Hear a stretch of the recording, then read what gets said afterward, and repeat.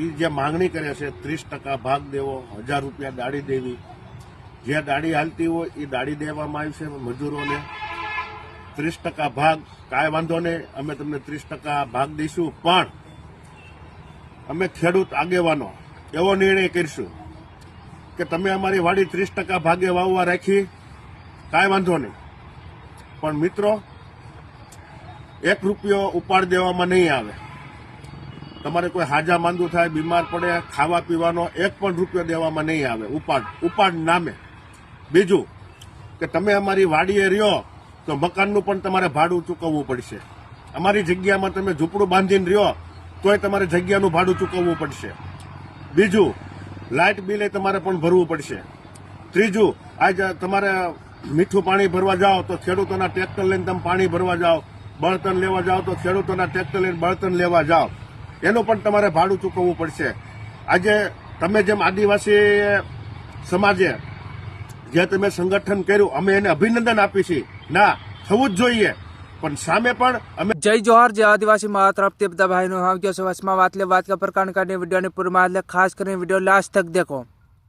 હમણે 2-4-5 દિનની જે વાત્યા ચાલી રહ્યો, જે આપણા આદિવાસી સમાજમાં ના લોકોને ભાઈઓ જે ભાગ નહીં આલવાનો અને 30% નહીં આલવાનો અને 100 ભાગે આલવાનો, અને જે અગાડી તમે વિડીયો બી થોડો ઘણો દેખ્યો હોય તો દેખી લીજો આખો પૂરો. આ વિડીયો લાસ્ટ તક દેખવાની કોશિશ કરજો, બધી માહિતી તમને સમજાઈ જાય. જે આવી રીતના તમારી અગાડી વિડીયો આવે, સોશિયલ મીડિયામાં જે વિડીયો દેખતી વખત આવી રીતના વિડીયો આવે તો ભાઈ તમારે જે રોસ્ટિંગ કરવી હોય તો ભાઈ કેવી રીતનું બોલવાનું તમારે, તો એને ગમ વિડીયો આ પહોંચી જાય. તો ભાઈ એક વાત બીજી, દેખ આપણા સમાજના વ્યક્તિને બીજું કંઈ કહેવાય નહીં, જે ગાલી ગલોચ નહીં કરાય, જે ખોટો અભદ્ર ભાષા નહીં બોલાય, જે પણ એને વ્યવસ્થિત આપણા સમાજના લોકો, આપણા સમાજના આદિવાસી ભાઈઓ સમજાડે. તો કેવી રીતે, જે ભાઈ એને એવી રીતે સમજાડવાનો કે તું લાકડાના પૈસા કાપે, જે પાણીના પૈસા કાપે, જે જમીનના પૈસા કાપે, જે રૂમના પૈસા કાપે, જે બકાલાના પૈસા કાપે, જે લાઇટ બિલના પૈસા કાપે, એવા પૈસા તમે કાપતા હોય ને મારા ભાઈઓ, તો હમ બી તમને આલવા બી તૈયાર છે.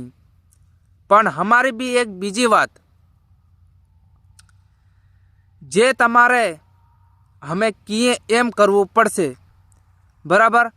એને કોઈ ગાલી ગલોચ નહીં કરવાની, આપણે વ્યવસ્થિત પ્રેમથી સમજાડવાનું કે જો ભાઈ અમે તારી વાડી 3જા ભાગે રાખી રહ્યા, તો તમે બકાલાના પૈસા કાપો તો તમારે બકાલું અમને તોડી દેવાનું, અને જો બકાલામાં અમે પાણી ના વારીએ, દવા ના છાંટીએ અને નીંદીએ નહીં, બકાલું ખુદ તમારે આવીને હાચવવાનું, અને અમને બકાલાના બારામાં કોઈ વાત નહીં કરવાની.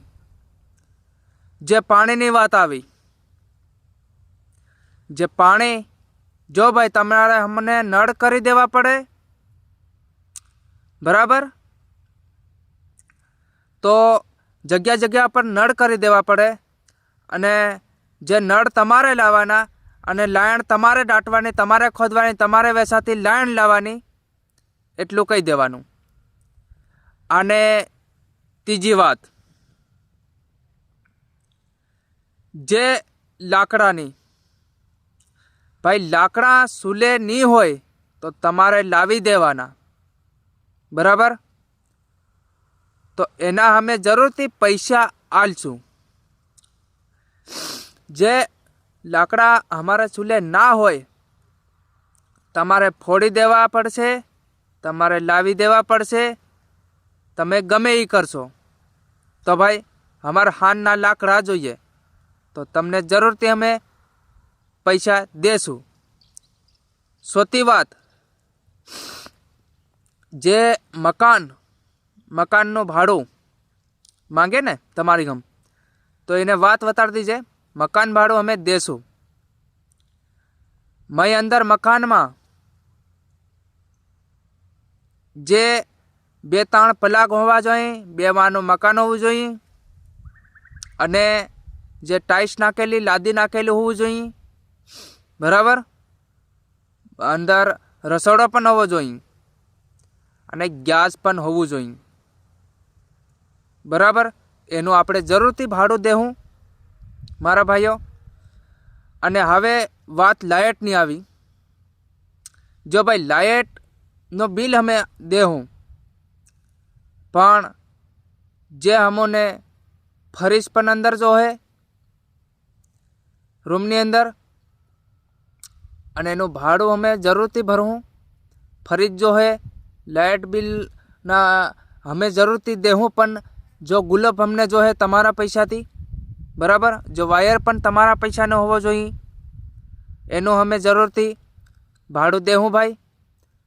અને જે મારા ભાઈઓ આપણા આદિવાસી સમાજના અભદ્ર ભાષા ઉપયોગ મત કરો, કેમ કે મેં ભારે છે એવું ઘણું બધું. જે વ્યવસ્થિત સમજાવો, કાનૂન લાગતો હોય ત્યાં કાનૂન લગાડો, વ્યવસ્થિત પ્રેમથી વાત કરો. જે વ્યક્તિ સમજી શકે તો સમજી શકે, નહીં સમજે તો ભાઈ કંઈ વાંધો નહીં, કેમ કે બધા એક હરખા સેટિયા નથી.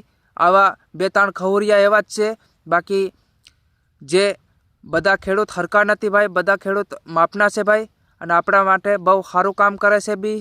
અને આવા 2-3 ખવરિયા ખોટા હેલી કરે તો એનામાં ધ્યાન દેવાની નહીં મારા ભાઈઓ.